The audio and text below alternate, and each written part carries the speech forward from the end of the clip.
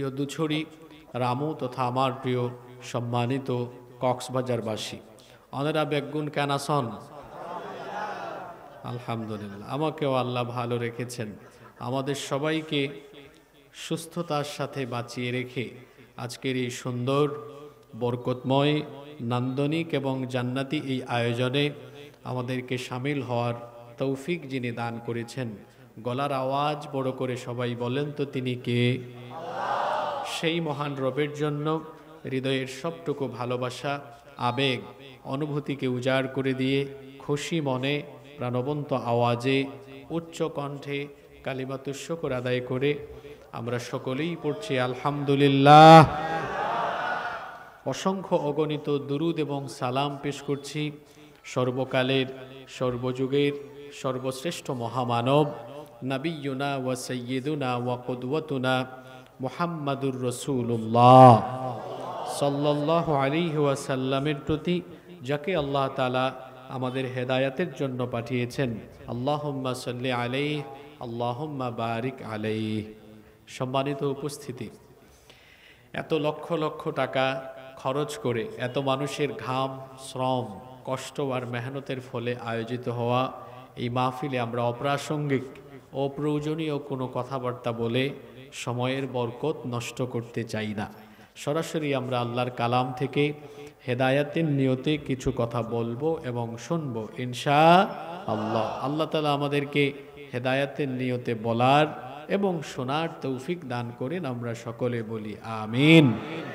সম্মানিত উপস্থিতি, এই পৃথিবীতে আল্লাহ তাআলা আমাদেরকে পাঠিয়েছেন, আমরা এখানে চিরকাল থাকব না, আমরা সবাই একদিন চলে যাব।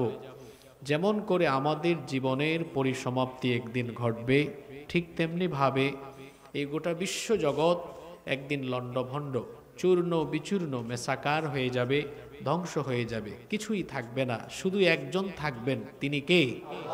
আর সব ধ্বংস হয়ে যাবে। কুল্লু মান আলাইহা ফান ওয়া ইয়াবকা ওয়াজহু রাব্বিকা যুল জালালি ওয়াল ইকরাম।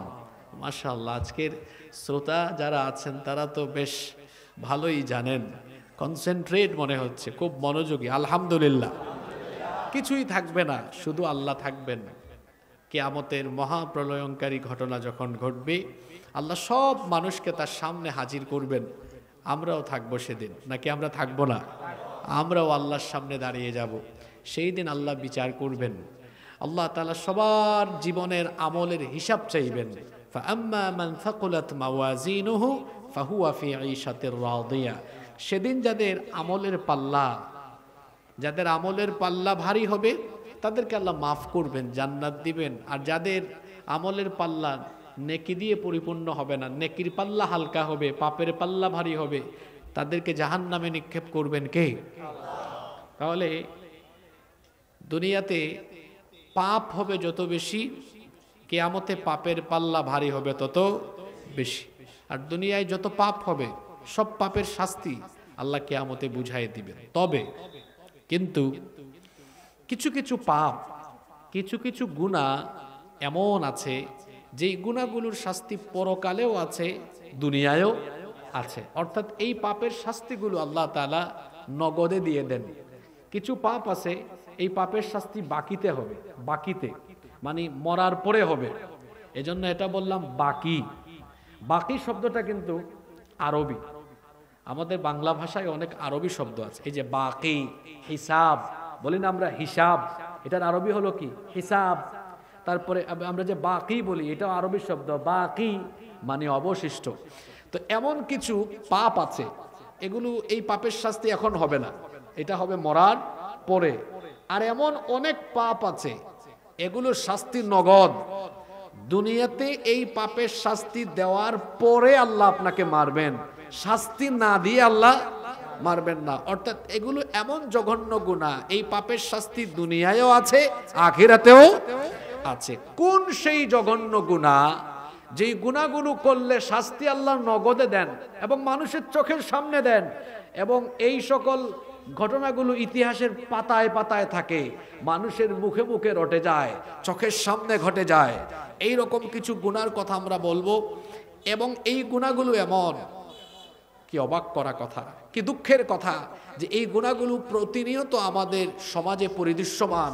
আমরাও অনেক সময় না বুঝে না জেনে এই গুনাহে লিপ্ত হয়ে যাই। আমরা আজকে মনোযোগ দিয়ে শুনব এবং আমরা এই গুনাহগুলো থেকে নিজেদেরকে সর্বাত্মকভাবে বাঁচিয়ে রাখার প্রাণান্তকর চেষ্টা করব ইনশাআল্লাহ। চলেন আমরা শুরু করি। নাম্বার 1, 1 নাম্বার, যে পাপের শাস্তি নগদ, দুনিয়ায় আল্লাহ দিবেন তারপরে মারবেন, এরকমের একটা পাপের নাম হলো জুলুম। জোরে বলেন তো, এরকমের একটা পাপের নাম কি? জুলুম শব্দটা কি বাংলা না ইংরেজি? এটা আরবি। এটার বাংলা অর্থ কি? এটার বাংলা অর্থ অনেকগুলো আছে। অত্যাচার, অবিচার, অনাচার, অন্যায়, আরো অনেক অর্থ আছে। অর্থাৎ অন্যায়ভাবে অবিচার করে কারো অধিকার খর্ব করা, কারো উপরে অত্যাচার করা, নিপীড়ন করা, অবিচার করা, তার অধিকার কেড়ে নেওয়া, এই সবগুলোই আরবিতে কি বলা হয়? জোরে বলেন, সবগুলোকে কি বলা হয়? জুলুম বলা হয়। আল্লাহ তাআলা তিনি জুলুমকে অপছন্দ করেন। তিনি নিজেই কারো উপরে কখনো জুলুম করেন না। আল্লাহ কখনোই কারো উপরে জুলুম করেন না, বরং মানুষ মানুষের উপরে জুলুম করে। জুলুম এটি এমন এক ভয়াবহ পাপ, যদি কেউ কখনো এই পাপে লিপ্ত হয়, আল্লাহ তাকে আগে এই শাস্তি দুনিয়ায় দিবেন, তারপরে মারবেন। মৃত্যু আগে না শাস্তি আগে? যদি কেউ কারো উপরে জুলুম করে, সে যেন এই কথা মনে না করে তার জুলুম সম্পর্কে আল্লাহ বেখবর। সে যেন এটা মনে না করে তার জুলুম সম্পর্কে আল্লাহ জানেন না, এটা ভাবার কোনো কারণ নাই। রব্বুল আলামিন কোরআনে কারীমের 14 নম্বর সূরা, সূরা ইব্রাহিমের 42 নম্বর আয়াতে বলছেন, ওয়ালা তাহসাবান্নাল্লাহা গাফিলান আম্মা ইয়ামালুয যালিমুন ইন্নামা ইউআখিরুহুম লিয়াউমিন তাশখাসু ফীহিল আবসার। আল্লাহ তাআলা বলছেন, জালিমরা যেন এই কথা মনে না করে যে তাদের জুলুম সম্পর্কে আল্লাহর কোনো ধারণা নাই। তারা যেন এই কথা মনে না করে যে তাদের জুলুম সম্পর্কে আল্লাহ জানেন না, বরং প্রত্যেক জালিম কার উপরে কতটুকু জুলুম করে সেই সম্পর্কে যিনি জানেন, গলার আওয়াজ বড় করে বলেন, তিনি কে? আল্লাহ। বুখারী এবং মুসলিম শরীফে হাদিস এসেছে, আবু মুসা আল আশআরী রাদিয়াল্লাহু আন, হাদিসের বর্ণনাকারী সাহাবী, তিনি বলছেন, আল্লাহর নবী বলেছেন, ইন্নাল্লাহা লা ইউমলি লিয-যালিম, নিশ্চয়ই আল্লাহ জালেমদেরকে ঢিল দেন, অবকাশ দেন, সময় দেন, সুযোগ দেন। আল্লাহর একটা সুন্নত হলো, যখন কেউ কারো উপরে জুলুম করে, জুলুম করার সাথে সাথে আল্লাহ শাস্তি দেন না, আল্লাহ একটু সময় দেন, সুযোগ দেন। কারণ আমার আল্লাহর দয়ার পরিমাণ কম না বেশি? আল্লাহর দয়ার পরিমাণ বহুগুণ বেশি। মানুষ যে পাপ করে, মানুষ যে অন্যায় করে, সেই পাপ কিংবা অন্যায়ের শাস্তি যদি আল্লাহ সাথে সাথে দিয়ে দিতেন, তাহলে একটা মানুষও পৃথিবীতে 1 সেকেন্ড বেঁচে থাকার কোনো সুযোগ পেত। কারণ শয়তান তো আমাদেরকে এমনিই খুঁচায়, শয়তান তো আমাদেরকে তার প্রতারণার জাল বিস্তার করে গুনাহের দিকে ধাবিত করে দিতে চায়, এমনকি ভুলবশত গুনাহ করায় ফেলে। এজন্য তো একটা হাদিস আছে, কুল্লু ইবনে আদামা খাত্তাউন। মুসলিম শরীফের হাদিস, আল্লাহর নবী বলেছেন, প্রত্যেকটি মানব সন্তান ভুল করে। ভুল করাটা অপরাধ নয়, বরং ভুল করার পরে ভুলের উপরে অটল থাকাটা হলো অপরাধ।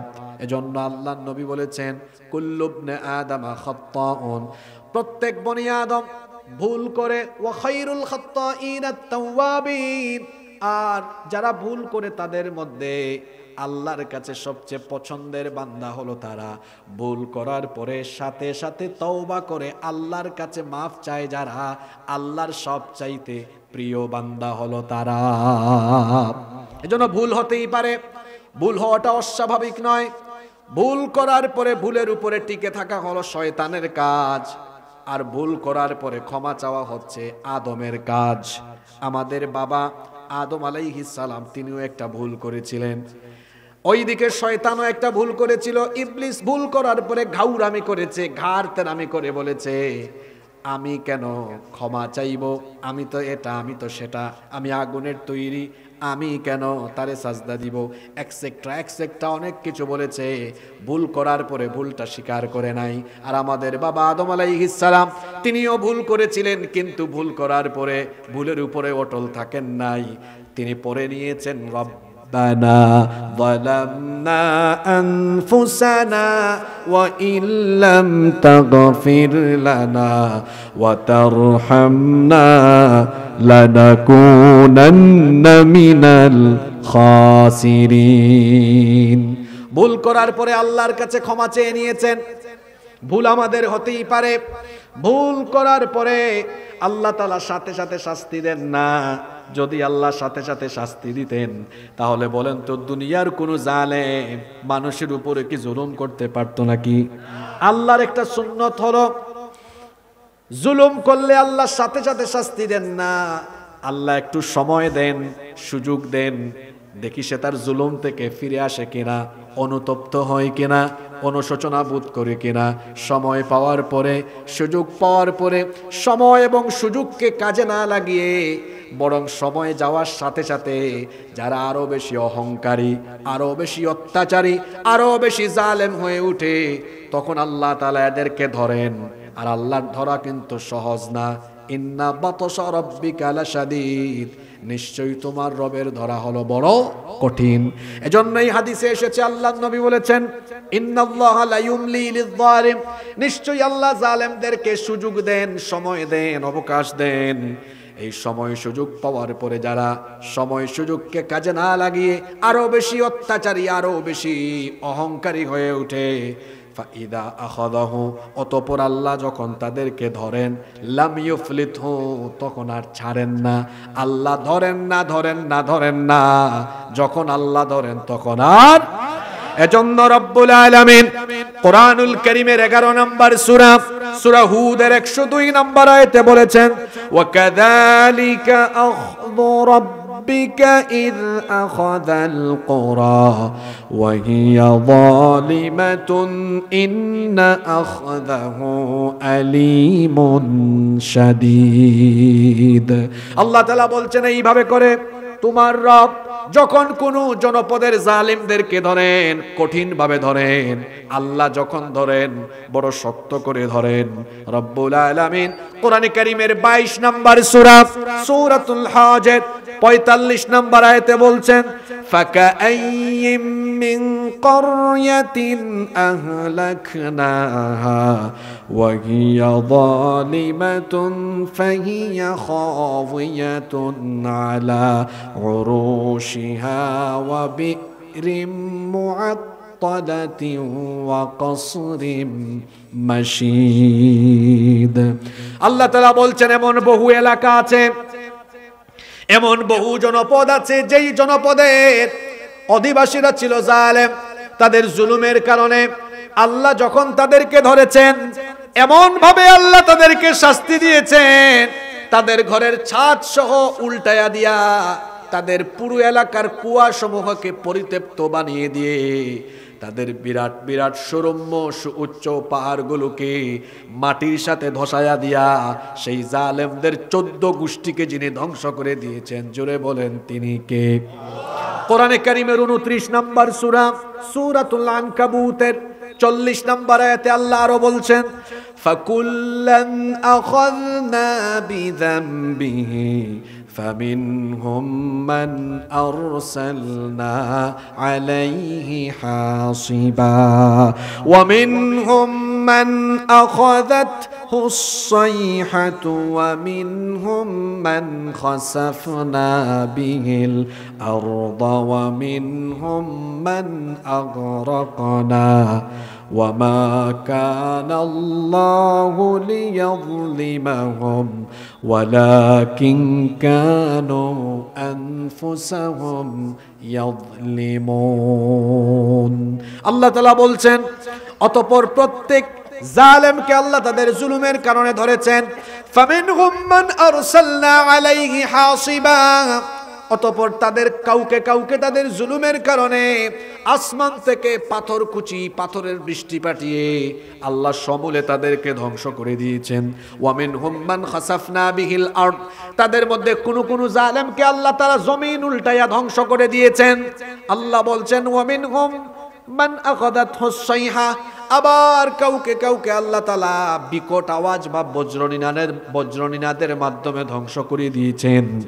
ওয়ামিনহুম মান আগরাকনা, আবার কাউকে কাউকে তাদের জুলুমের কারণে পানিতে ডুবিয়ে মেরেছেন। আল্লাহ বলছেন ওয়ামা কানাল্লাহু লিয়াযলিমাহুম, আল্লাহ কারো উপরে জুলুম করেন নাই, ওয়ালাকিন কানু আনফুসাহুম ইয়াযলিমুন, বরং তারা নিজেরা নিজেদের উপর জুলুম করেছে। অর্থাৎ তারা যখন জুলুম করেছে তখনই আল্লাহর গজবে পড়েছে। এতগুলো আয়াত আর এই সবগুলো হাদিস আমাদেরকে কি বার্তা দিল? পৃথিবীতে আল্লাহ তাআলা যুগে যুগে কালে কালে যত রকমের জালেম ছিল আল্লাহ সবগুলারে ধরেছেন। কাউকে আল্লাহ কখনো জুলুমের প্রাপ্য না বুঝাইয়া মৃত্যু দেন নাই। নমরুদ থেকে নিয়ে ফেরাউন, ফেরাউন থেকে নিয়ে আবু লাহাব, আবু জাহাল, উতবা, শাইবা, যুগে যুগে যারাই যখন জুলুম করেছে আল্লাহ প্রথমে তাদেরকে চান্স দিয়েছেন, সুযোগ দিয়েছেন। এই সময় আর সুযোগ পাওয়ার পরেও যারা জুলুম থেকে বিরত না হয়ে আরো বেশি অহংকারী হয়ে আরো বেশি অত্যাচারী হয়ে উঠেছে, একটা পর্যায়ে আল্লাহ যখন তাদের জুলুমের কারণে তাদেরকে ধরেছেন, এমন ভাবে ধরেছেন একেবারে নাস্তানাবুদ করে আল্লাহর গজব দিয়ে বেজ্জতির সাথে দুনিয়া থেকে বিদায় করে দিয়েছেন। তার মানে এখান থেকে একটা শিক্ষা পাওয়া গেল, যুগে যুগে আল্লাহ তাআলা জালেমদেরকে সময় সুযোগ দেওয়ার পরে যারা জুলুম থেকে বিরত হলো না আল্লাহ সবাইকে ধরেছেন। ঠিক একইভাবে আজ থেকে নিয়ে কিয়ামত অবধি এইভাবে করে যারাই মানুষের উপর জুলুম করার পরে অহংকারী হয়ে উঠে আরো বেশি অত্যাচারী হবে, আল্লাহ হয়তো সুযোগ প্রথমে দিবেন, ধরবেন না, কিন্তু আমার আল্লাহ হলেন এমন মহাপ্রতাপশালী, তিনি যখন ধরবেন এমন ভাবে ধরবেন ক্ষমতার চেয়ার, টাকা পয়সা, আধিপত্য, ক্ষমতা সব কিছু একেবারে রসাতলে যাবে। অবস্থায় এমন হবে যান বাঁচানোর জন্য তখন পাহাড়ের চিপা চাপা দিয়া যান বাঁচানোর জন্য চোরের মতো পালিয়ে যাওয়ার পরিস্থিতি হয়ে যাবে। জুলুমের শাস্তি এমন, আল্লাহ ধরেন না, যখন আল্লাহ ধরবেন তখন আর জুলুম হলেও এমন। আল্লাহর নবী বলেছেন ইত্তাকু দাওয়াতাল মাজলুম, মজলুমের বদদুয়া থেকে নিজেকে বাঁচাও। কারণ হলো মজলুম যখন মজলুম হওয়ার পরে আল্লাহর কাছে দোয়া করে, আল্লাহর নবী বলেছেন মজলুম আর আল্লাহর মাঝে ফা ইন্নাহু লাইসা দুনাহা হিজাব, মজলুম আর আল্লাহর মাঝখানে কোনো পর্দা নাই। আল্লাহু আকবার। তার মানে মজলুমের প্রতিটা কথা সরাসরি যিনি শুনেন, জুড়ে বলেন তিনি কে? এই জন্য আমি বলি মজলুমের চোখের পানি এটা শুধু পানি নয়, মজলুমের চক্ষু থেকে যখন পানি বের হয় এই পানির ফোঁটাগুলো অভিশাপ হয়ে তরবালির চাইতেও আরো ভয়ঙ্কর হয়ে জালিমের জন্য অভিশাপ হিসাবে ফিরে আসে। আর এগুলো যখন জালিমের জন্য অভিশাপ হয়ে ফিরে আসে তখন জালিমেরা এমন পরিস্থিতিতে পড়ে, বন্যা আসলে যেমন বন্যার পানি খড়কুটা ভাসিয়ে নিয়ে চলে যায়, মজলুমের চোখের পানি যখন অভিশাপ হয়ে ফিরে আসে, মজলুমের চোখের পানিতে জালেম তখন ধ্বংস হয়ে ভেসে চলে যায়। পৃথিবীর কোন জালেমকে আল্লাহ তাআলা জুলুমের শাস্তি না দিয়ে দুনিয়া থেকে বিদায় করেন নাই। আমার দেশে কত 16-17 বছর এক রাবেয়া বছরই বহুত কিছু করেছেন। আমরা যখন এলাকায় এলাকায় কোরআন থেকে কথা বলতাম যে জুলুমের শাস্তি বড় মারাত্মক, আপনাদের মতো যারা শ্রোতা ছিলেন তারাও অনেক সময় বিরক্ত হয়ে বলতেন হুজুর বলতেছেন তো, কিন্তু এগুলো কখন আমরা চোখে দেখব? আমরাও সান্ত্বনা দিতাম আর বলতাম শোনেন, রাতের পরে যেমন দিন আসে ঠিক তেমনি করে জুলুমের পরে ন্যায় ইনসাফের সূর্য উঠে। আল্লাহ কাউকে ছাড় দেন না, আল্লাহকে কাউকে ছাড় দেন। এত আলেমদের উপরে আপনি জুলুম করেছেন, এত আলেমদের উপরে আপনি নিপীড়ন চালিয়েছেন, বহু আলেমদের কারাগারে চোখের পানি ঝরেছে। বাংলাদেশের সবচেয়ে বড় আলেম গোটা পৃথিবীতে যার সুনাম সুখ্যাতি রয়েছে, পৃথিবীর বাংলা ভাষাভাষী মুসলমানদের হৃদয়ের স্পন্দন, শহীদ আল্লামা দেলাওয়ার হোসেন সাঈদীকে মিথ্যা মামলায় ফাঁসি দিয়ে আপনি গোটা পৃথিবীর মুসলমানদের কলিজায় আগুন লাগিয়ে দিয়েছেন। আল্লাহ আপনাকে কেমন ভাবে ধরেছেন? আপনার বানানো ওই ট্রাইব্যুনালেই আপনার বিচার হয়ে আপনার রায় হয়েছে। এটা আল্লাহ তাআলার এক মহাবিচার, আপনার বানানো ট্রাইব্যুনালে আপনার বিচার। কিন্তু এখানে একটা আশ্চর্যের ব্যাপার আছে, সেটা হলো শহীদ আল্লামা সাঈদীকে যখন মিথ্যা মামলার রায় দেওয়া হলো, এখানে আপনারা যারা আছেন বলেন, দল মত নির্বিশেষে আপনাদের খারাপ লাগছে কি লাগে নাই? অনেক মহিলারা কেঁদেছে, নারীরা কেঁদেছে, পুরুষরা কেঁদেছে। শুধু কাঁদে নাই, মানুষ রাস্তায় গিয়ে প্রতিবাদ করেছে। শত শত মানুষ বুকের তাজা রক্ত ঢেলে দিয়ে জীবন পর্যন্ত দিয়ে দিয়েছে। কিন্তু আপনি কেমন শুনেন আপনার রায়ের পরে? আরে মানুষ তো দূরের কথা, একটা কুত্তাও প্রতিবাদ জানায় নাই। কথা ঠিক না বেঠিক? আপনারা যারা আপা আপা ডেকে জীবন দিয়ে দেয়, ওরাও আপনার সাথে প্রতারণা করেছে। ওরা পর্যন্ত বের হয়ে একটা সাউন্ড করতে পারে নাই, আপনার জন্য লজ্জা। কিন্তু যেখানে আল্লামা সাঈদীকে যে ট্রাইব্যুনাল, এই ট্রাইব্যুনালে ফাঁসির রায় দেওয়া হয়েছে, আপনারা প্রতিবাদ করেন কি করেন নাই? আমরাও করেছি। আমি আল্লামা সাঈদীর জানাজায় গিয়েছি, সেখানেও বক্তৃতা করেছি, আপনার সমালোচনা করেছি। পরবর্তী জুমায় আমার এই বক্তব্য রেকর্ড আছে ইউটিউবে, আপনারা এটা শুনবেন। ঠিক পরবর্তী জুমায় ওসি সাহেব আমাকে বলেছেন, এই বিষয়ে আপনি কথা বলবেন না, আপনাকে গ্রেফতার করব। লোকজন এসেছে, গ্রেফতারের কথা বলেছে, তাও বলেছি গ্রেফতার করেও আমাদের মুখের ভাষা কখনো বন্ধ করা যাবে না। আমরা দেশে ছিলাম, পালিয়ে যাইনি। আমরা গুলির সামনে, হ্যান্ডকাপের সামনে আপনারা দেখাইছেন আমাদেরকে, আমাদের বাসায় পুলিশ পাঠানো হয়েছে, কিছুদিন পর পর পুলিশ পাঠানো হয়েছে, পুলিশ দিয়ে হয়রানি করেছেন। আমরা চোরের মতো পালিয়ে যাইনি, কারণ আমরা এই দেশের মানুষ। আমরা পালাবো কেন?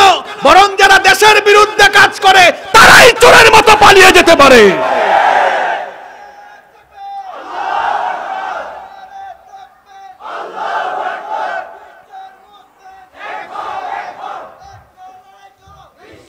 আমাদেরকে এত জুলুমের পরেও আমরা কি দেশ থেকে চলে গিয়েছিলাম? জোরে বলেন, চলে গিয়েছিলাম। আপনি তো আইনকেও ভয় পান। আপনি যাদের বিচার করেছেন তারাও চাইলে দেশের বাইরে থাকতে পারতো। পারতো কি পারতো না? ওই তারা তো ছিল। আপনি চলে গেলেন কেন? আপনি তো আপনার কথা দিয়ে আপনাকে বলি, আপনিই তো বলতেন সাহস থাকলে অমুক তমুককে আপনি বক্তব্য বলতেন দেশে আসা, আপনি আসেন না কেন? মাঝে মাঝে শোনা যায় যে চট করে ঢুকবে, যেভাবেই ঢুকার আপনি ঢুকেন, আমাদের কোনো আপত্তি। কারণ এদেশের যারা সিনিয়র সিটিজেন আছেন, যেমন আপনার বয়সী, আপনাদের হিসাব নিকাশ ওনার সাথে কম থাকতে পারে, কিন্তু এখানে যাদের বয়স 18 থেকে শুরু করে 30-35, এই যুব সমাজের উনার সাথে বহু হিসাব নিকাশ বাকি আছে। কারণ হলো এই যুবকদের তাজা রক্ত আপনি ঝরিয়েছেন। আপনার হুকুমে যুবক তরুণ ছাত্রদেরকে খুন করা হয়েছে। সুতরাং দেশের যুবকদের, কোটি কোটি যুবকদের হিসাব আপনার সাথে বাকি আছে। মানুষের উপর আমরা জুলুম করব না, আমরা প্রত্যেকের সাথে সুন্দর সৌহার্দ্যমূলক আন্তরিক সম্পর্ক রাখবো ইনশাআল্লাহ। নাম্বার 2, 2 নাম্বার যে পাপ, যেটা শাস্তি আল্লাহ নগদে দুনিয়ায় দিবেন, সেটা হলো আব্বা আম্মার সাথে বেয়াদবি করার শাস্তি। পিতা মাতার সাথে যারা বেয়াদবি করবে, নিজের বাবা মায়ের সাথে যারা অসদাচরণ করবে, পিতা মাতাকে যারা কষ্ট দিবে, আব্বা আম্মার মনে যারা আঘাত দিবে, তারা এই দুনিয়াতে মরার আগে শাস্তি পেয়ে যাবে। কারণ পিতা মাতাকে আঘাত করলে আমার আল্লাহ বরদাস্ত করেন না। এই জন্য খবরদার নিজের বাবা মায়ের সাথে কখনো বেয়াদবি করবেন না। আনাস রাদিয়াল্লাহু আনহু এই হাদিসটি বর্ণনা করেছেন। তিনি বলেছেন, আল্লাহর রাসূল বলেছেন, বাবানি মুআজ্জিলানি উকুবাতুহুমা ফিদ দুনিয়া, 2টা পাপ এমন রয়েছে যেই পাপের শাস্তি আল্লাহ তাআলা দুনিয়াতে খুব তাড়াতাড়ি দিয়ে দেন। 2টা পাপের দরজা এমন, এই পাপের দরজা দিয়ে যারাই ঢুকে তাদেরকে সাথে সাথে আল্লাহ তড়িঘড়ি করে শাস্তি দিয়ে দেন। 1 নাম্বার হচ্ছে আল বাগী, আল্লাহর সাথে সীমা লঙ্ঘন। 2 নাম্বার হচ্ছে উকুকুল ওয়ালিদাইন, পিতামাতার সাথে বেয়াদবি করা, পিতামাতাকে কষ্ট দেওয়া, পিতামাতার অবাধ্য হওয়া। পিতামাতাকে যারা আঘাত দিবে, কষ্ট দিবে, দুঃখ দিবে, এদেরকে দুনিয়াতে মরার আগে যিনি শাস্তি দিবেন, গলার আওয়াজ বড় করে বলেন তিনি কে? খবরদার, খবরদার, খবরদার, নিজের আব্বাকে নিজের আম্মাকে কখনো কষ্ট দিবেন না, বরং পিতামাতাকে মাথার তাজ বানায় রাখবেন, সম্মানের জায়গায় রাখবেন।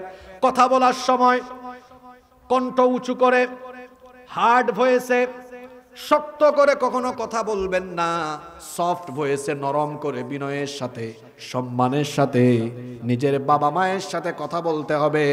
জোরে বলেন তো হুকুমটা কার? রব্বুল আলামিন বলছেন, ইম্মা ইয়াবলুগান্না ইনদাকাল কিবারা আহাদুহুমা আও কিলাহুমা ফালা তাকুল লাহুমা উফফিন ওয়ালা তানহারহুমা ওয়া কুল লাহুমা কওলান কারীমা। তোমাদের আব্বা আম্মা 2 জন অথবা 1 জন যখন বার্ধক্য বয়সে চলে যাবেন, তখন ফালা তাকুল লাহুমা উফ, বিরক্ত হয়ে কখনো উফ শব্দ বলবে না। ওয়ালা তানহারহুমা, তোমার আব্বা আম্মাকে ধমকাবে না। শক্ত গলায়, বড় গলায়, কণ্ঠ উঁচু করে কথা বলবে না। আমরা বললাম, আল্লাহ কেমনে আমরা আমাদের আব্বা আম্মার সাথে কথা বলবো, আপনি আমাদেরকে শিখায় দেন। আল্লাহ বললেন, তোরে শিখায় দিলাম কিভাবে তোর আব্বা আম্মার সাথে কথা বলবি, শোন। আল্লাহ বললেন, ওয়া কুল লাহুমা কওলান কারীমা, সম্মানজনক ভাষায়, বিনয়ের সাথে, সম্মানের সাথে, সফট ভয়েসে তোমার আব্বা আম্মার সাথে কথা বলো। যারা নিজেদের বাবা মায়ের সাথে উঁচা গলায় কথা বলবে, এদের আমলগুলোকে বরবাদ করে জাহান্নামে যিনি ফেলবেন তিনি কে? পিতামাতা বড় সেনসিটিভ জায়গা। আল্লাহর নবী এজন্য বলেছেন, রিদার রাব্বি ফি রিদাল ওয়ালিদাইন ওয়া সাখাতুর রাব্বি ফি সাখাতিল ওয়ালিদাইন। আল্লাহর নবী বলেছেন, পিতামাতার সন্তুষ্টিতে আল্লাহ সন্তুষ্ট, পিতামাতার অসন্তুষ্টিতে আল্লাহ অসন্তুষ্ট। অন্য হাদিসে এসেছে, নবীজি বলেছেন, হুমা জান্নাতুকা আও হুমা নারুকা, তোমার পিতামাতা তোমার জন্য জান্নাত অথবা তোমার পিতামাতা তোমার জন্য জাহান্নাম। তুমি যদি তোমার বাপ মাকে কষ্ট দাও, তুমি যদি তোমার বাবা মাকে আঘাত দাও, যে কোনো উপায়ে তাদের সাথে যদি বেয়াদবি করো, আল্লাহ তোমাকে, তোমার উপর অসন্তুষ্টি হয়ে জাহান্নামে নিক্ষেপ করবেন। আর পিতামাতার মুখে যারা হাসি ফুটাবে, পিতামাতার যারা খেদমত করবে, আব্বা আম্মার মন যারা জয় করে নেবে, আল্লাহ তাদেরকে খুশি হয়ে আল্লাহ তাদেরকে জান্নাতের মেহমান বানায় দিবেন। ও আমার যুবক ভাইয়েরা, আল্লাহর জান্নাত তালাশের জন্য এত দূরে যাওয়ার দরকার নাই, শুধু নিজের বাবা মায়ের দিকে একটু মহব্বতের নজরে তাকান। এখানে আরেকটা কথা, আরেকটা হাদিস শুনেন, কি আশ্চর্য কথা। পিতামাতার দিকে একটু সুন্দর করে তাকালে, মহব্বতের নজরে তাকালেও এমন নেকি পাওয়া যায়। আল্লাহর নবী বলেছেন, যে তার আব্বা আম্মার দিকে রহমতের নজরে, মায়া মহব্বত ভালোবাসার নজরে তাকাবে, আল্লাহ তাআলা সঙ্গে সঙ্গে তার আমলনামার মধ্যে কবুল হজের সওয়াব লিখে দিবেন। একজন সাহাবী বললেন, ওগো আল্লাহর রাসূল, আমি যদি আমার নিজের বাবা মায়ের দিকে দৈনিক 100 বার তাকাই, তাহলে আল্লাহ কি 100টা কবুল হজের সওয়াব দিবেন নাকি? বলেন তো, আমার আপনার মতো আমার আল্লাহ কৃপণ নাকি? আরো জোরে বলেন, কৃপণ নাকি? আল্লাহর কাছে দেওয়ার মতো নেয়ামতের কোনো অভাব? আল্লাহর নবী বললেন, ও সাহাবী শোনো, তুমি 100 বার কেন, যতবার তুমি তোমার আব্বা আম্মার দিকে দয়া মায়ার নজরে তাকাবে, প্রত্যেকবার তাকানোর সাথে সাথে আল্লাহ ততবার তোমার আমল নামায় কবুল হজের সওয়াব দিতে থাকবেন। এই জন্য আব্বা আম্মার দিকে আমরা চক্ষুটাকে লাল করে নয়, চোখ মুঠা করে নয়, লাল করে নয়, মায়া মহব্বতের সাথে তাকাবো, ভদ্রতার সাথে কথা বলবো। আপনি যখন ছোট ছিলেন, আপনার বাবা মা আপনার জন্য বাড়ি আসার সময় চকলেট নিয়ে আসতো, আপনার আবদার পূরণের জন্য বিভিন্ন রকম খেলনা নিয়ে আসতো, বিভিন্ন জিনিস নিয়ে আসতো। ছোট যখন ছিলেন বলতেন, আব্বা আমার এই ড্রেসটা লাগবে, এই শার্টটা লাগবে, এই পোশাকটা লাগবে। যত রকম আবদার করেছেন আপনার বাবা, আপনার মা আপনার আবদারগুলো পূরণ করেছেন। এখন আপনার বাবা মা বৃদ্ধ হয়ে গিয়েছেন, তাদের সকল আবদার না করলেও নিজে থেকে প্রয়োজন অনুভব করে আপনি পূরণ করবেন। কক্সবাজার গিয়েছেন, চট্টগ্রামে গিয়েছেন, আসার সময় আব্বা আম্মার জন্য আলাদা প্যাকেটে করে কিছু না কিছু আনবেন, খাবার আনেন, পোশাক আনেন, যেটাই আসেন চুপি চুপি আব্বা আম্মার রুমে যান, তারপরে এটা দেন, খাবার খাওয়ানোর সময় মুখে তুলে খাওয়ায় দেন। আপনার বাবা মা যদি খাবার গ্রহণের সময় শুধু একটা মুচকি হাসি মারে, আল্লাহর কসম আল্লাহর আরশ আপনার উপর খুশি হয়ে যাবে। রাতের বেলা যখন ঘুমাবেন, আপনি ঘুমানোর আগে আপনার আব্বার রুমে যাবেন, আম্মার রুমে যাবেন, গিয়ে তাদের মাথা টিপে হাত পা টিপে আরাম করে ঘুম পাড়ায় দিবেন। এই যে উনার বয়সী যারা আছেন, আমার বাবার বয়সী যারা আছেন, এই বয়সে মানুষের শারীরিক সমস্যা বেশি দেখা দেয়। বুড়া বয়সে মানুষের ঘুম আসে না, অনেক রকমের সমস্যা হয়। আপনি আপনার বয়স্ক বাবার কাছে যান, দাড়িটা পেকে গেছে, চুলটা পেকে গেছে, গিয়ে বলেন আব্বা আপনি শুয়ে পড়েন, আপনার মাথাটা একটু টিপে দেই, হাতটা টিপে দেই, পাটা টিপে দেই, শরীরটা একটু টিপে দেই। আপনার বাবা বলবেন আরে বাবা লাগবে না, তুই গিয়ে ঘুমা। তাও আপনি বলবেন না আব্বা আমি আপনারে ঘুম পাড়াবো। আপনি একটু হাত পা মাথাটা টিপে দেন, আপনার বাপ এত শান্তি পাবে, মনে মনে আল্লাহকে বলবে রব আমার ছেলেটা আমাকে শান্তির ঘুম যেমন করে পাড়াচ্ছে, আমার ছেলেটাকে তুমি দুনিয়া আখিরাতে শান্তি করে দিও। আর কিচ্ছু লাগবে না, বিশ্বাস করেন। যদি নিজের বাপের কাছ থেকে মায়ের কাছ থেকে দোয়া নিতে পারেন, দুনিয়াতে আপনার সম্মানের কমতি হবে না, রিজিকের কমতি হবে না, ইজ্জতের কমতি হবে না। যারা নিজেদের মা বাবার থেকে দোয়া নিতে পারে, এই দুনিয়ায় তাদের কোনো কিছুর অভাব হবে, কোনো কিছুর অভাব হবে না, টাকা পয়সার অভাব হবে না, সম্মানের অভাব হবে না, রিজিকের অভাব হবে না, যা দরকার সবকিছু আল্লাহ তাআলা দিয়ে দিবেন। আর যদি আব্বা আম্মার সাথে বেয়াদবি করেন, দুনিয়াতে সুখ শান্তি এটা আপনার স্বপ্নই থাকবে, কোনোদিন আপনার নসিবে সুখ আর শান্তি আসবে। এজন্য আল্লাহর নবী বলেছেন, আল্লাহর রাসূলের কথাটা শুনেন, আল্লাহর নবী বলেছেন, হাদিসটি বুখারী এবং মুসলিম শরীফে বর্ণিত হয়েছে। নবীজি বলেছেন মান সাররাহু আইয়ুবসাতা লাহু ফি রিজকিহি আও ইউনসালাহু ফি আথারিহি ফালিয়াসিম রাহিমা ওয়া আযমুর রাহিমি আল ওয়ালিদান। আল্লাহর নবী বলেছেন, যে ব্যক্তি দুনিয়াতে তার রিজিকের মধ্যে বারাকা বাড়াতে চায়, যে ব্যক্তি তার হায়াতের বরকত রিজিকের বরকত বাড়াতে চায়, দুনিয়ায় ইজ্জত সম্মান রিজিক যেই ব্যক্তি চায়, তার উচিত হলো তার পিতামাতার খেদমত করা। যদি কেউ তার পিতামাতার খেদমত করতে পারে, দুনিয়ায় কোনো কিছুর অভাব হবে না, সব কিছু আল্লাহ তাআলা ওই ব্যক্তির পায়ের তলায় ফালায়া দিবেন।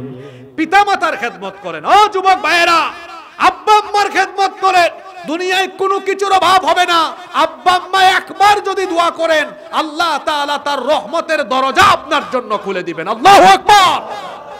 পিতামাতার খেদমত করেন, পিতামাতার খেদমত করেন। পিতামাতার খেদমত এত গুরুত্বপূর্ণ।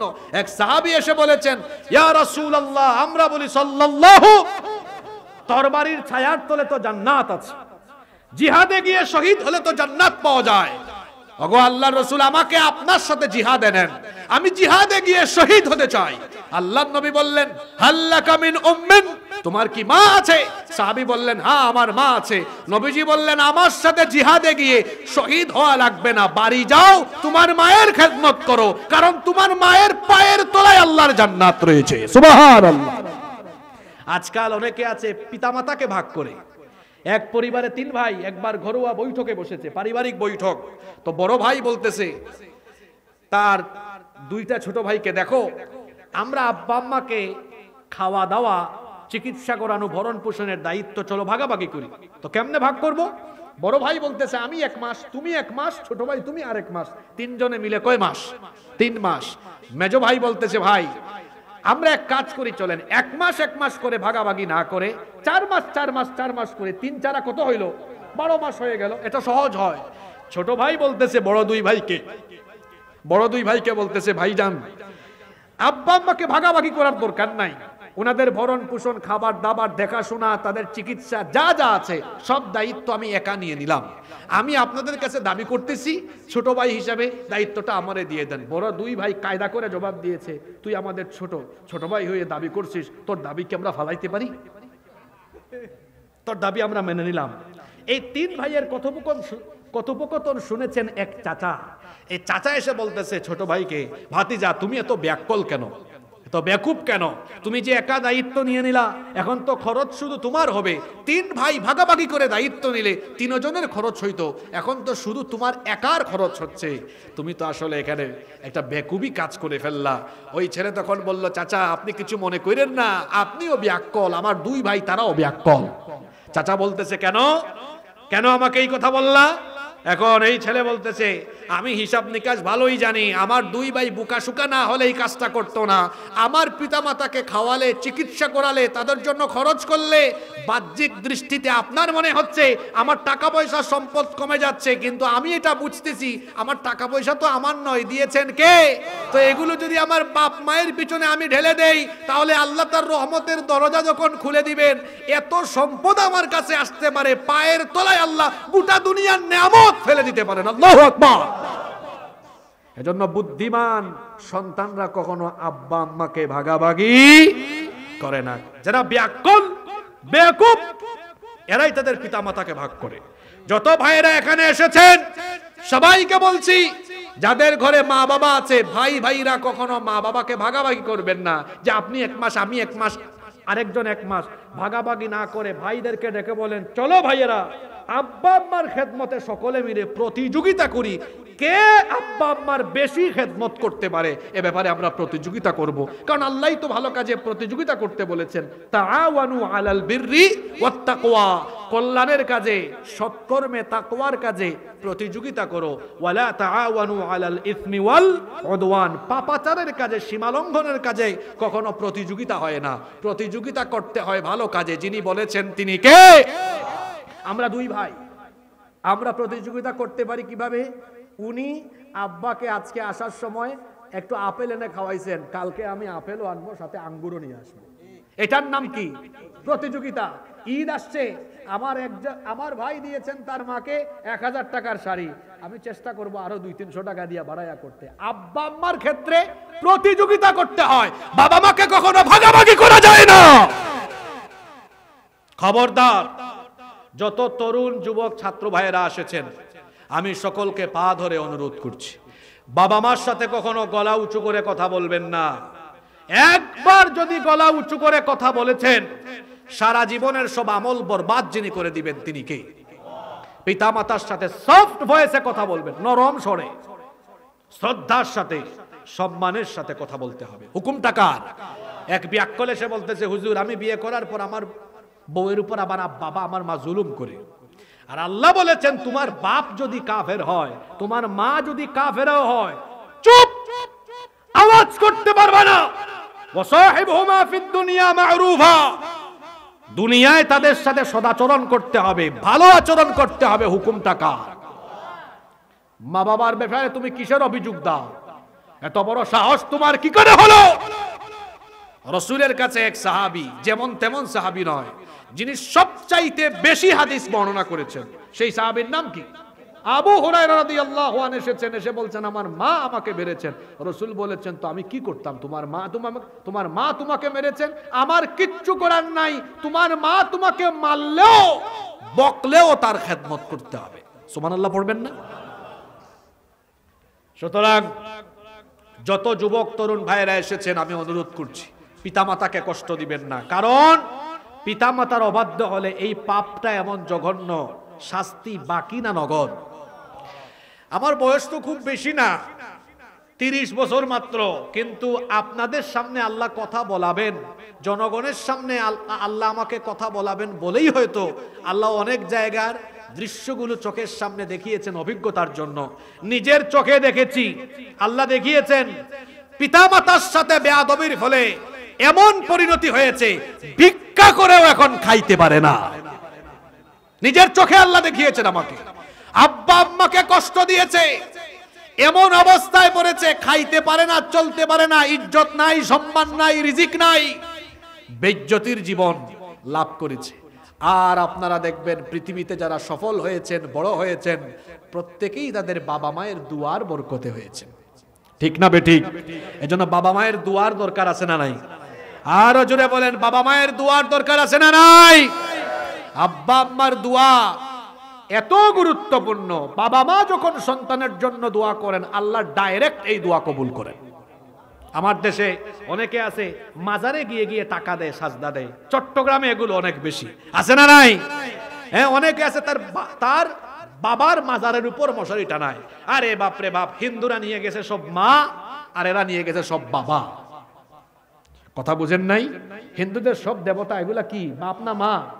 বুঝেন নাই আপনারা? আর হেরা নিয়ে গেছে সব কি শেরালি বাবা, মেরালি বাবা, বদনা বাবা, টাকি বাবা, ডাইল বাবা, চাল বাবা, এমন কি বাংলাদেশে আছে জামাই বাবা, বউ বাবা। আপনারা হাসতেছেন, এখন তো গুগল শরীফ আছে, যান গুগল শরীফে গিয়ে সার্চ করেন, আপনি পেয়ে যাবেন। তো ওই রাজবাড়ি, ফরিদপুরের পরের জেলা রাজবাড়িতে আমি 2-3 বছর আগে এক জায়গায় মাহফিলে যাচ্ছি, দেখি বিরাট বড় গেট, সেখানে লেখা জামাই পাগল বাবার দরবার শরীফ। কি আশ্চর্য! আমি ছবি তুললাম, আমার ভেরিফাইড ফেসবুক পেজে এখনো সেই ছবিটা আছে। আমি ছবিটা তুলে ফেসবুকে পোস্ট করলাম। আমি তো খুব মারাত্মক এক দরবার পেয়েছি, জামাই পাগল দরবার, জামাই পাগল বাবার দরবার শরীফ। জানি না বাংলাদেশে কোথাও বউ পাগল কোনো বাবা আছে কিনা। 5 মিনিটের মাথায় একজন কমেন্টে একদম ছবি সহ দিয়েছে মুন্সিগঞ্জের গজারিয়া থেকে, বলতেছে হুজুর মুন্সিগঞ্জের গজারিয়া আমার বাড়ি, এখানে তো বউ মস্তান সার মাজার আছে। কি আজীব বাংলাদেশ, এখানে জামাই পাগলও আছে, বউ পাগলও। আমার কথা শুনে আবার মনে করবেন না যে ওলিয়া উলিয়াদের কারণে বাংলাদেশে ইসলাম পেলাম, তো হুজুর কি ওলিয়া উলিয়া বিরোধী নাকি?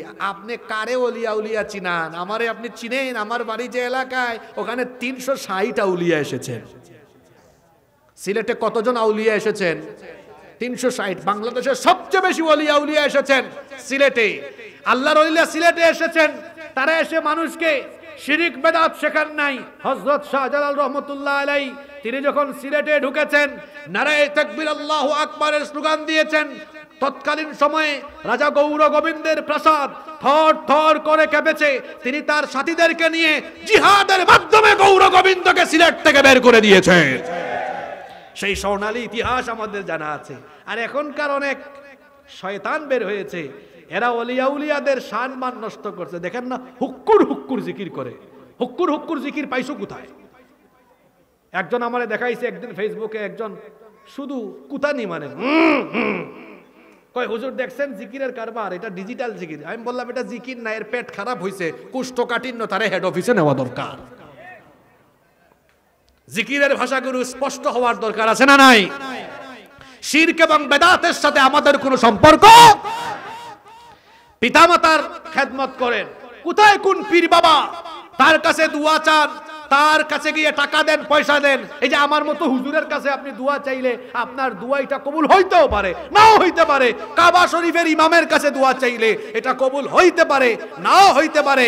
কিন্তু পিতামাতার কাছে দোয়া চাইলে, দোয়া করলে 100 ভাগ আল্লাহর দরবারে কবুল হয়ে যায়। সুবহানাল্লাহ। এজন্য আমরা খেদমত করব কার? জোরে বলেন, খেদমত করব কার? পিতামাতার খেদমত যারা করে না, আব্বা আম্মাকে যারা কষ্ট দেয়, এই পাপের শাস্তি বাকি না নগদ? কষ্ট হচ্ছে নাকি?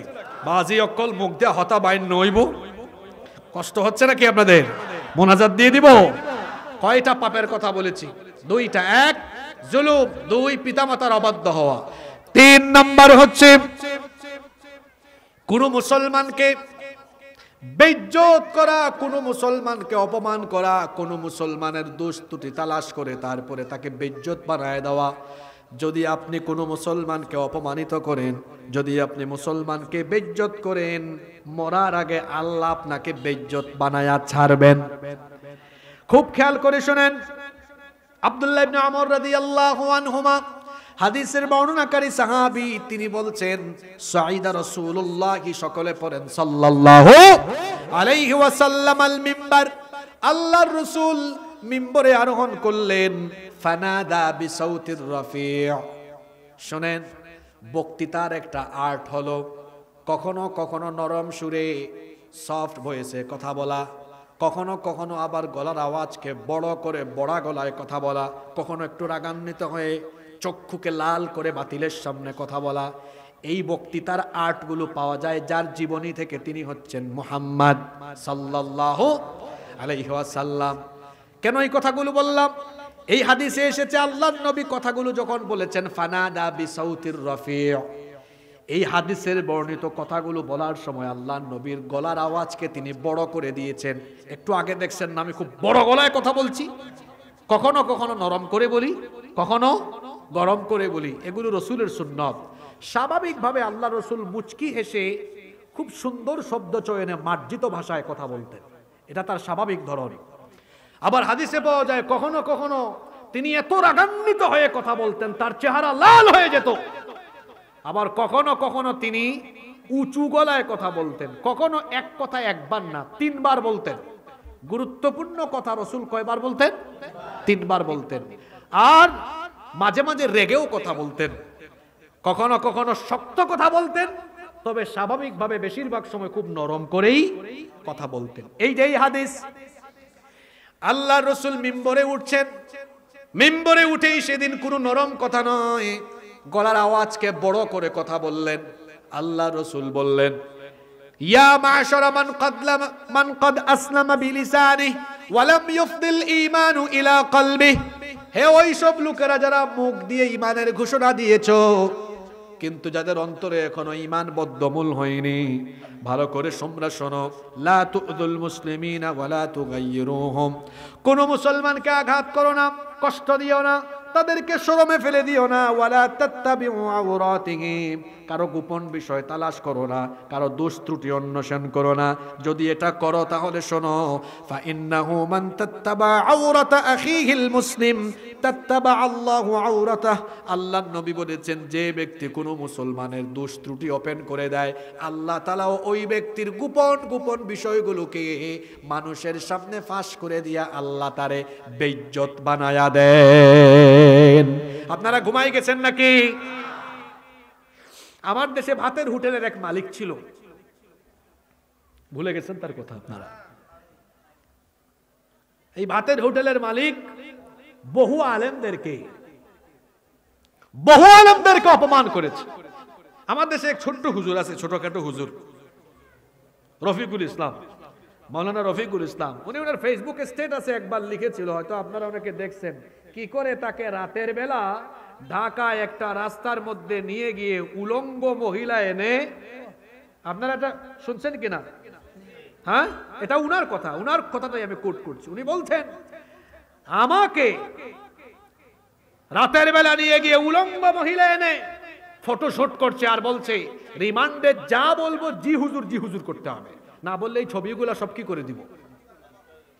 এই নাটক যে প্রযোজনা করেছে, আমি এত নিচে নামতে পারবো না, শুধু ইঙ্গিত দিয়ে বললাম, সেই ভাতের হোটেলের মালিকের সবকিছু আল্লাহ সোশ্যাল মিডিয়ায় মানুষের চোখের সামনে দিয়ে আল্লাহ তারে বেইজ্জত বানায় দিয়েছেন। এটা আমার চাচারা ভালো জানবেন না, ওরা তো ফেসবুক চালায় না। কিরে যুবকেরা কথা কও না কেন? তার সবকিছু আল্লাহ দেখাই দিছে না? তোমরাও দেখছো নাকি? বেশি এগুলা দেখো না, সব জিনিস দেখতে হয় না। আমরা শুনছি, তোমরাও শুনেই খুশি থাকো। এটা আল্লাহ এভাবেই করেন, আপনি কাউরে বেইজ্জত করবেন, আল্লাহ আপনাকে বেইজ্জত করবেন। আজকে আলোচনার বিষয় এটা, এমন পাপ যেই পাপের শাস্তি বাকি না, টাটকা। জোরে বলেন টাটকা। যারা আলেমদেরকে, আপনারা দেখেছেন হারে আলেমদেরকে যারা গরুর দড়ির মতো দড়ি দিয়া রশি দিয়া বেঁধে আদালতে হাজির করত, আজকে তাদের পরিণতি এমন হয়েছে তাদেরকেও ওই কায়দায় তোলা হয়। কিন্তু এখানে একটা পার্থক্য আছে। পার্থক্যটা কি? অবাজি অক্কল। যখন হুজুরদেরকে আলেমদেরকে আদালতে তোলা হতো, আপনারা টেলিভিশনে দেখতেন বা শুনতেন, আপনাদের মন খারাপ হইতো কি হইতো না? খারাপ লাগতো কি লাগতো না? আমরা দেখেছি মাহফিলে আমাদের সাথে কত হাজার হাজার মানুষ এগুলো বললে কেঁদেছেন, কাঁদতো মানুষ।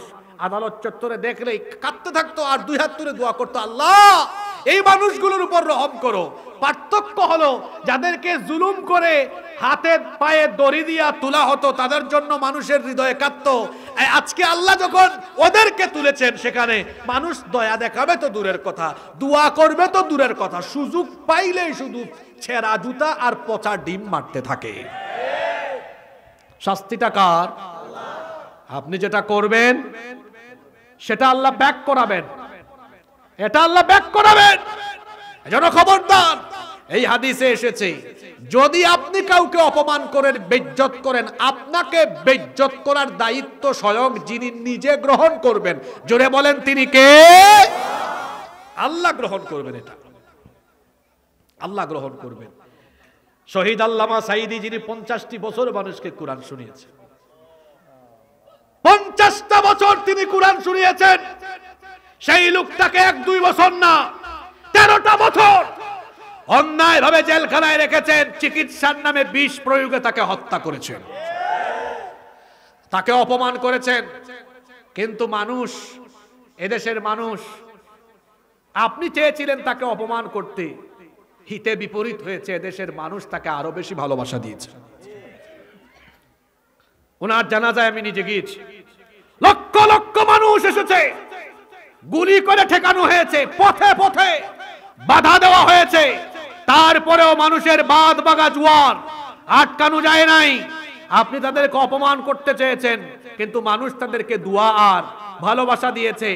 আপনি জোর করে জনগণের মাথার উপরে থাকতে চেয়েছেন, জনগণ আপনাকে উস্তা দিয়ে বের করে দিয়েছে। আপনি ভালো মানুষকে বেইজ্জত করবেন, আপনাকে বেইজ্জত করার দায়িত্ব নেবেন কে? এই কথাগুলো সবার জন্য, আপনাদের জন্য। খবরদার, কখনো কোনো মানুষকে অপমান করবেন না, কখনো কোনো মানুষকে বেইজ্জত করবেন না, কারো গোপন বিষয় তালাশ করবেন না। আমাদের সমাজে এমন কিছু মানুষ আছে, এরা সব সময় মানুষের দোষ ত্রুটি তালাশে অভ্যস্ত থাকে।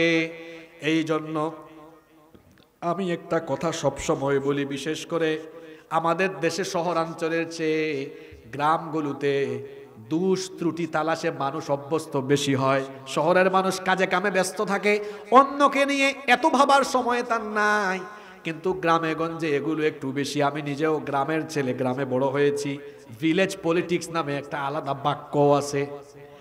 আমার দেশে প্রতিটা গ্রামে গ্রামে মোট 3টা পার্লামেন্ট আছে। জোরে বলেন কয়টা? দেখেন তো আপনাদের এলাকায় এগুলো আছে কিনা জানি না, কিন্তু অনেক এলাকায় প্রতি গ্রামে 3টা পার্লামেন্ট। 1 নম্বর পার্লামেন্ট হলো মসজিদের সামনের বৈঠকখানা, ওখানে বসে বসে হুজুর আর ইমাম সাহেব কে কোথায় কি করেন, ইমাম মুয়াজ্জিন সাহেব বা এলাকায় কি হয়, বসে বসে ওখানে শুধু আলোচনা সমালোচনা দোষ ত্রুটি তালাশে অভ্যস্ত থাকে। এমন কিছু মানুষ সমাজে আছে না নাই? আরেকটা পার্লামেন্ট হলো চায়ের দোকান, ওখানে চা বিক্রেতা স্পিকার আর চা খুররা সাংসদ, ওখানে চায়ের কাপে চিনি দিয়া লাড়া মারে।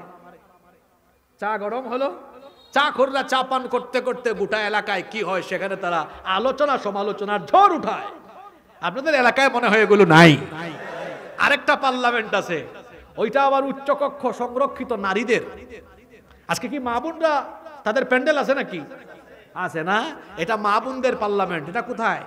এটা হলো পুকুর, পুকুর বা পুষ্কুনি অনেক এলাকায় বলে। আপনারা কি বলেন বাজি? পুকুর। ওই পুকুরে এক বাড়ি বা 2-3টা বাড়ির নারীরা থালা বাসন ঘষতে যায়, মাজতে যায়, ওখানে বসে বসে তারা কে কি করলো সেখানে তারা আলোচনা সমালোচনা করে। আর কথায় আছে 2-3 নারী একসাথে হইলে খবর আছে। তো এই যে মানুষের দুষ্টুটি আপনি তালাশ করেন, এটা ঠিক নয়। গোপন বিষয়, কারো গোপন বিষয় তালাশ করতে যাবেন না, ছিদ্রান্বেষণ করা যাবে না, নিষেধ করেছেন কে? খবরদার, কারো দুষ্টুটি বলে বেরাবেন না।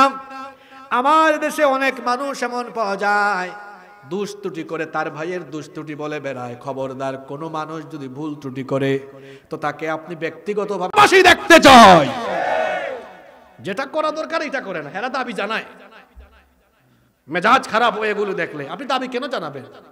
সুযোগ এসেছে এখন, এখন বলবেন আমরা এক হয়েছি, চোর চামার বাটপাটদের হাতে, দুর্নীতিবাজদের হাতে আমরা আমাদের সোনার বাংলাদেশ, আমাদের মাতৃভূমিকে আর তুলে দিতে চাই।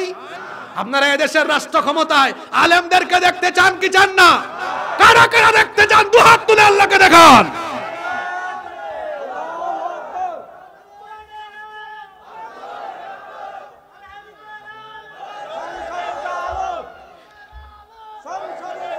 আল্লাহ সবার হাতগুলোকে কবুল করেন। কষ্ট হচ্ছে আপনাদের? 10-12 মিনিট থাকা যাবে তো? কয়টা পাপের কথা বললাম? 1, জুলুম করা। 2, আব্বা আম্মার সাথে বেয়াদবি করা। 3, কাউকে অপমান করা। এগুলো শাস্তি বা কিনা নগদ? যুবকরা আসে না ঘুমাই গেছো? কিরে ছাত্র যুবক ভাইয়েরা, তোমরা আসো না ঘুমাই গেছো? এখন 4 নাম্বার পয়েন্ট তোমাদের জন্য স্পেশাল। এটা 4 নাম্বার পাপ, যেই পাপের শাস্তি নগদে হবে, বাকিতে নয়। সেই পাপের নাম হলো জিনা, বেবিচার। জিনা বেবিচারে যারা মত্ত হবে, এই পাপের শাস্তি নগদে যিনি দিয়ে দিবেন তিনি কে? আমার কলিজার টুকরা যুবক ভাইয়েরা, এই যে আমার হাতে যে জিনিস দেখছেন, এই জিনিসের নাম কি? বর্তমান জামানায় চরিত্র নষ্ট করার যতগুলো শয়তানি উপাদান আছে, তার মধ্যে সবচেয়ে বড় শয়তানি উপাদানের নাম হলো মোবাইল। এই মোবাইলের ফিতনায় পড়ে শত শত যুবক যুবতী, তরুণ তরুণী তাদের যৌবনকে আজ নষ্ট করে দিচ্ছে। আমার যুবক ভাইয়েরা খবরদার, এই মোবাইল আর ইন্টারনেটের অপব্যবহার করে নিজের যৌবন, নিজের চরিত্রকে বিসর্জন দিও না, নিজের চরিত্রকে নষ্ট করে দিও না। একদিকে এটা যেমন মহা বড় কবিরা গুনাহ, অন্যদিকে এই গুনাহের মধ্যে লিপ্ত হলে ক্যারিয়ার ধ্বংস হবে, যৌবন ধ্বংস হবে, শরীর নষ্ট হবে, শরীর ধ্বংস হবে, দুনিয়া যাবে, আখিরাতও চলে যাবে। আবু হুরায়রা রাদিয়াল্লাহু আনহু হাদিসটি বর্ণনা করেছেন। তিনি বলেছেন, ইদা জানার রাজুলু খারাজা মিনহুল ঈমান, যখন কোনো ব্যক্তি জিনা ব্যভিচারে লিপ্ত হয়, তার অন্তর থেকে তখন ঈমানটা বেরিয়ে যায়। কানা আলাইহি কাদ্দুল্লাহ, যেন আকাশের মেঘের খণ্ডের মতো। যে ব্যক্তি জিনা করে, ওই ব্যক্তির অন্তর থেকে ঈমান বের হয়ে মাথার উপরে তখন ভাসতে থাকে। যদি সে তওবা করে, ঈমানটা আবারও দিলের মধ্যে ফিরে যায়।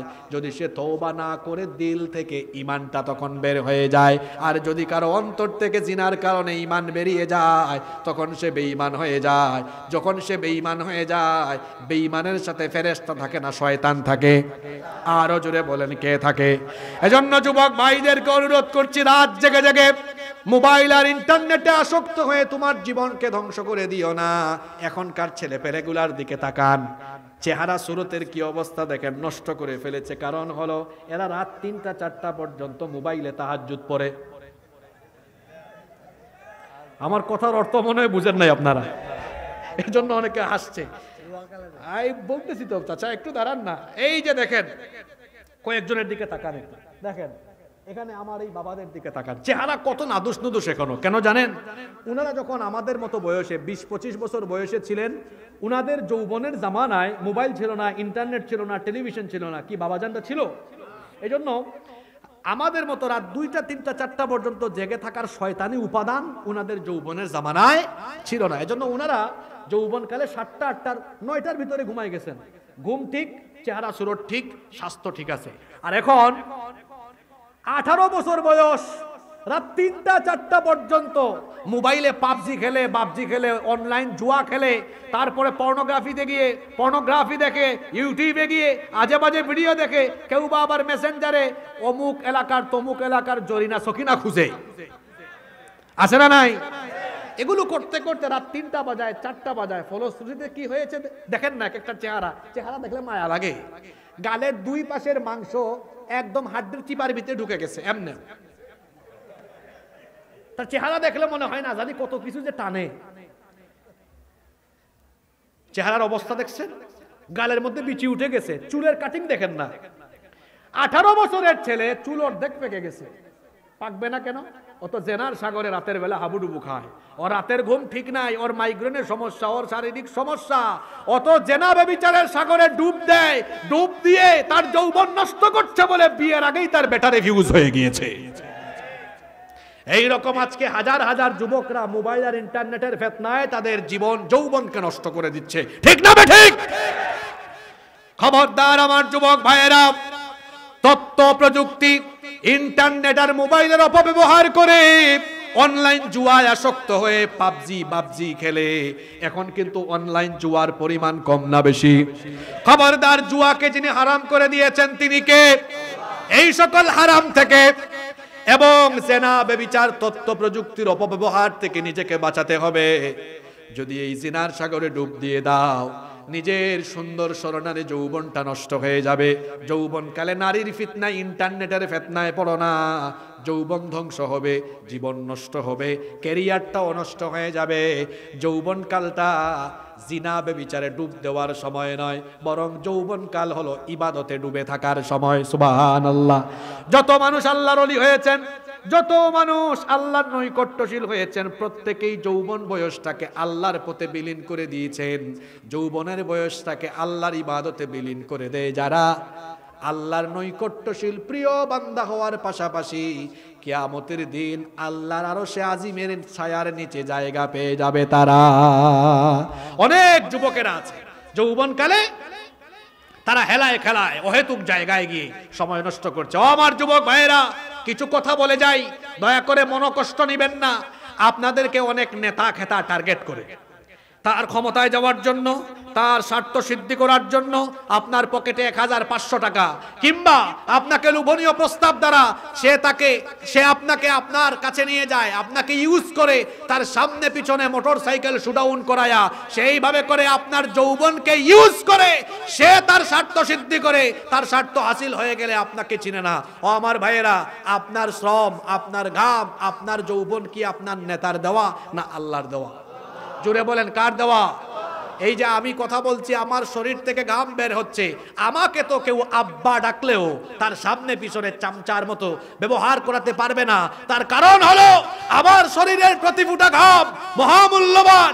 আমার ঘাম, আমার শ্রম, আমার শক্তি, আমার সামর্থ্য, আমার তারুণ্য, আমার যৌবন, এটা কোনো নেতা নেত্রীর চামচামি করার জন্য দেওয়া হয় নাই, বরং আমার রক্ত, আমার ঘাম, আমার শ্রম, আমার শক্তি, আমার সামর্থ্য, আমার তারুণ্য আর যৌবন দেওয়া হয়েছে আল্লাহর জমিনে আল্লাহর দ্বীন কায়েমের জন্য।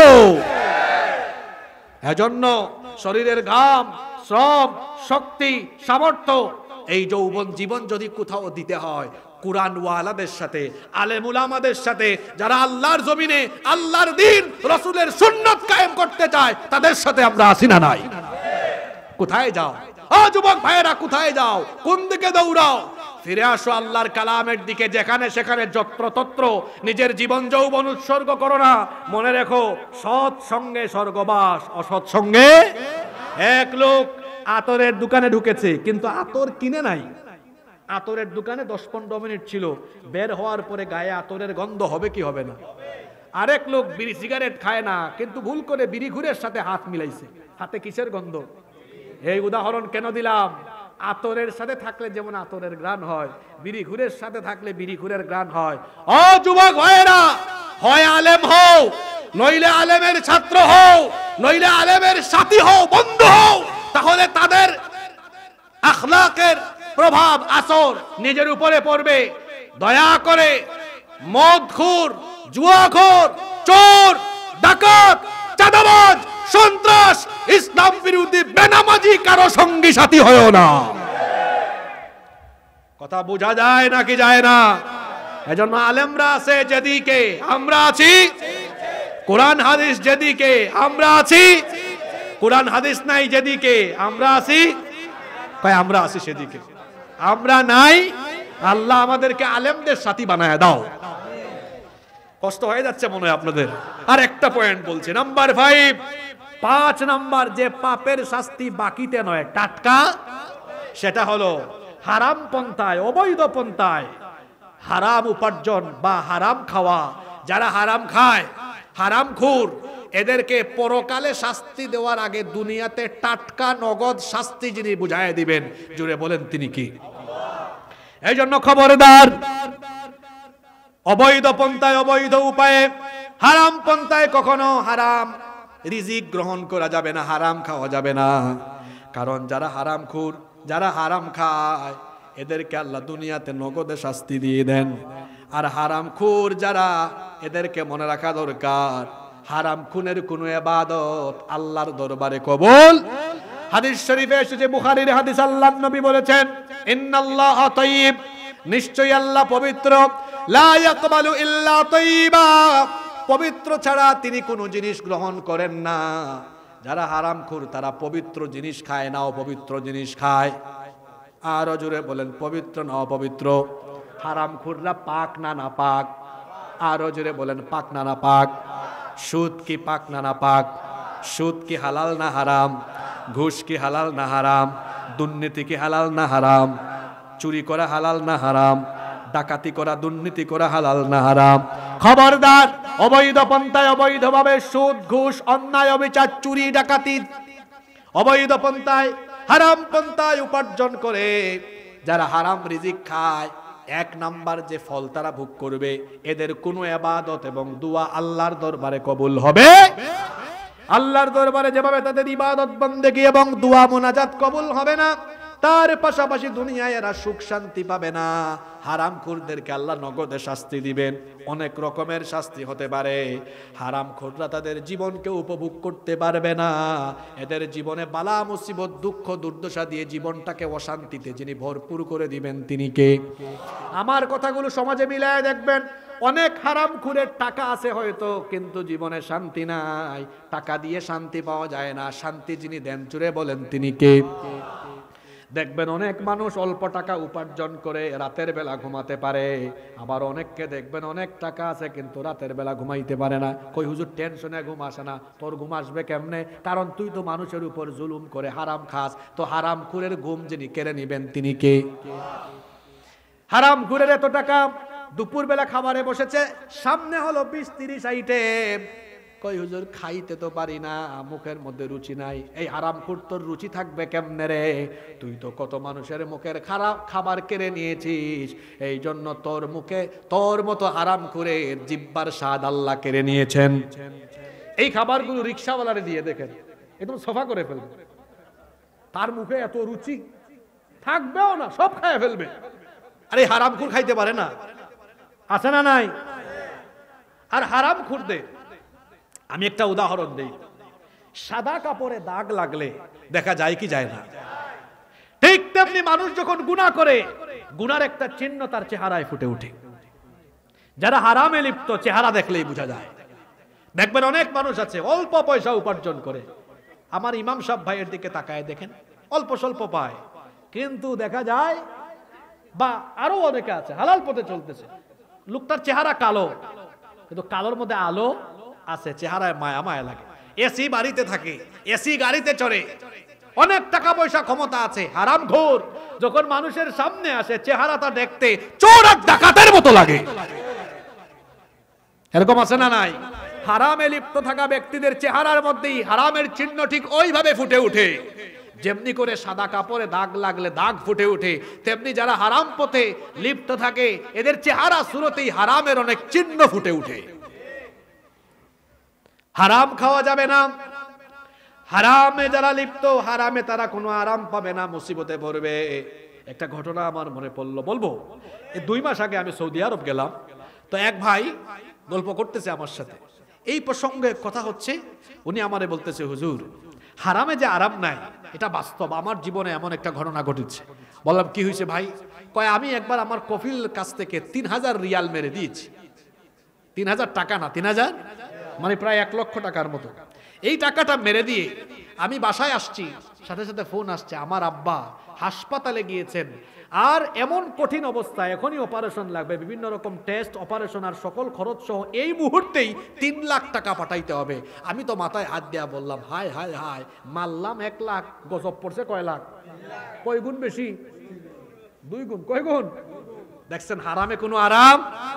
যারা হারাম পন্থায় মানুষের হক মেরে দেশের সম্পদ লুটপাট করে, সম্পদ তৈরি করে, সম্পদের পাহাড় তৈরি করে, আপনারা তো 1-1.5 বছর আগে চোখের সামনে দেখেছেন, কিচ্ছু উপভোগ করতে পারে নাই, সব রেখে কোন রকম জানটা নিয়ে চোরের মতো পালিয়ে গিয়েছে। খবরদার, হারামে লিপ্ত হওয়া যাবে না। আর বর্তমান দুনিয়াতে হারাম থেকে বেঁচে থাকা এটা বড় চ্যালেঞ্জের ব্যাপার। চ্যালেঞ্জ কেন চ্যালেঞ্জ বললাম?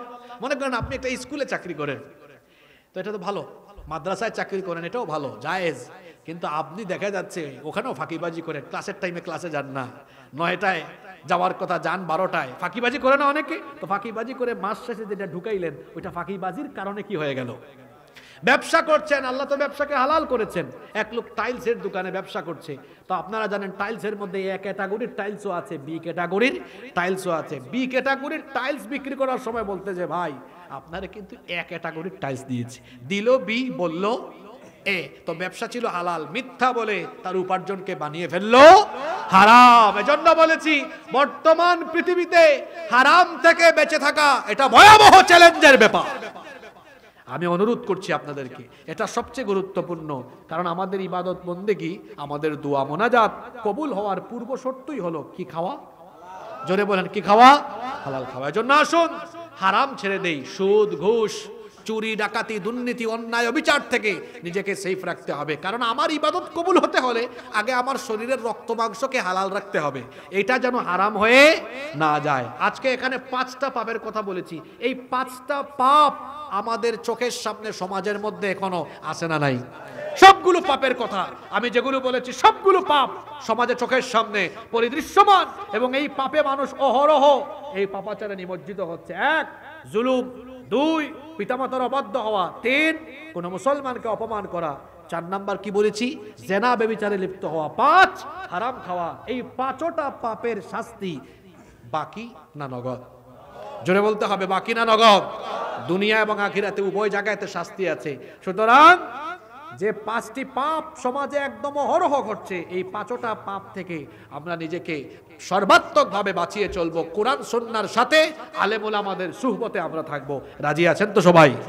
শেষের কথাটা মনে রাখবেন, কোরআন সুন্নাহর পথে আলেমদের সুহবতে, কোরআন সুন্নাহর পথে আর আলেমদের সুহবতে, এর বাইরে যাওয়ার কোনো সুযোগ আমাদের। যুবকদেরকে আবার শেষ কথা বলে যাচ্ছি, চামচা হইও না, তুমি কারো চামচা নও, বরং আলেমদের সাথে থাকো, উলামা মাশায়েখদের সাথে থাকো, যারা কোরআন হাদিসের পথে চলে, কোরআন সুন্নাহর আন্দোলন করে, আল্লাহর জমিনে আল্লাহর দ্বীনকে বাস্তবায়ন করতে চায়, তাদের সাথে সঙ্গে হয়ে থাকো। এর বাইরে যাওয়ার আমাদের কোনো সুযোগ। আমাদের মডেল একজন, তিনি আর কেউ নন, তিনি হচ্ছেন এই যে আপনারা 53 বছর ধরে সিরাত মাহফিল করেন, এই সিরাত মাহফিল থেকে শিক্ষা কি? শিক্ষা হলো আমাদের পথ, আমাদের আদর্শ কেবলমাত্র একজন, তিনি আর কেউ নন, তিনি মুহাম্মদুর রাসূলুল্লাহ সাল্লাল্লাহু আলাইহি ওয়াসাল্লাম। এই জন্য এই রামু হয়ে যাবে, এই রামুর মাটি হবে রাসূলের সৈনিকদের ঘাঁটি। ঠিক না ঠিক? এখানে যত যুবকেরা এসেছে সবাই কার সৈনিক হবে? আরে বাপ রে বাপ, আওয়াজ দেখছেন? বাজি অক্কল। কার সৈনিক? পেছন থেকে আওয়াজ হয় নাই, আমরা কার সৈনিক? আরো জুড়ে বলেন কার সৈনিক? যারা বলে না হেরাই জানে হেরা কার সৈনিক। তবে আমি কোরআন শরীফ থেকে বলে যাই, আল্লাহ বলেছেন আল্লাযীনা আমানু ইউকাতিলুনা ফি সাবিলিল্লাহ, যারা ঈমানদার তারা তাদের সংগ্রাম শক্তি সামর্থ্য ব্যয় করে কার পথে? কথা বলাও শক্তি লাগে, মিছিল দেওয়াও কি লাগে? শক্তি লাগে। অর্থাৎ তারা সব শক্তি ব্যয় করে কার পথে? এরপরের অংশে আল্লাহ বলছেন ওয়াল্লাযীনা কাফারু, আর যারা নাফরমানি করে, ইউকাতিলুনা ফি সাবিলিত তাগুত, তারা তাগুতের পথে লড়াই করে। তাগুত কারা? আল্লাহ ফেরাউনকে বলেছেন মুসা ইযহাব ইলা ফিরআউনা ইন্নাহু তাগা, ফেরাউনের কাছে যান, কারণ সে একটা তাগুত, তাগী, সীমালঙ্ঘনকারী, ফেরাউনের মতো খাসলত যাদের। অর্থাৎ যারা মুসা নবী চেয়েছিলেন এই জমিনে আইন চলুক কার, আর ফেরাউন চেয়েছে কার আইন? তার আইন। ফেরাউন চেয়েছে তার আইন, শয়তানি আইন, আর মুসা নবী চেয়েছেন কার আইন? সুতরাং আল্লাহর জমিনে আল্লাহর দ্বীন বাস্তবায়ন হোক, কুরআনী আইন বাস্তবায়ন হোক, আল্লাহর আইন চলুক, এটা চায় না যারা তাগুতি পথে, শয়তানি পথে, তাগুতের সৈনিক, শয়তানের সৈনিক তারা। এখন আপনি ডিসিশন নেন আপনি কার সৈনিক। পথ দুইটা, একটা আল্লাহর পথ আর একটা শয়তানের পথ। পথ কয়টা? আমরা কোন পথে? জোরে বলেন আমরা কোন পথে? আরো জোরে বলেন কোন পথে? আল্লাহ আমাদের সবাইকে তুমি রাসূলের সৈনিক বানিয়ে দাও। মাহফিল কমিটির সভাপতি সাহেবের বক্তব্য থাকলে আমরা শুনবো, না থাকলে আমরা এখন আখেরি মোনাজাতের দিকে চলে যাব ইনশাআল্লাহ। জি সম্মানিত বাবারা, প্রিয় যুবক ভাইয়েরা, অনেক লম্বা সময় আপনারা ধৈর্য ধরে দিয়েছেন। আমরা এই এলাকার সকল মানুষের জন্য, অসুস্থদের জন্য, তরুণ সংঘের জন্য, প্রবাসীদের জন্য, মা বোনদের জন্য, সকলের জন্য দোয়া করব ইনশাআল্লাহ। আমাদের প্রিয় মাতৃভূমির জন্য দোয়া করব, আল্লাহুম্মা আমিন। আলহামদুলিল্লাহি রাব্বিল আলামিন والصلاة والسلام على أشرف الأنبياء والمرسلين ربنا ظلمنا أنفسنا وإن لم تغفر لنا وترحمنا لنكونن من الخاسرين ربنا اغفر لنا ولإخواننا الذين سبقونا بالإيمان ولا تجعل في قلوبنا غلا للذين آمنوا ربنا إنك رؤوف رحيم رب العالمين তাকায় দেখো এই গভীর রাতে তোমার হাজার হাজার নরনারী মুসলমান পুরুষ নারী এবং এত এত আলেমদেরকে নিয়ে তোমার দরবারে আমরা ভিক্ষুকের মতো গোলামের মতো মাথা নত করে হাত তুললাম আল্লাহ 2 দিন ব্যাপী মাহফিল আজকে সমাপ্ত হতে চলেছে রব্বুল আলামিন এখানে 2 দিন 2 রাত অনেক আলোচনা হয়েছে যত আলোচনা হয়েছে এগুলো কবুল করে নাও আর আমাদেরকে প্রত্যেকটি কথা জীবনে আমল করার তৌফিক দিয়ে দাও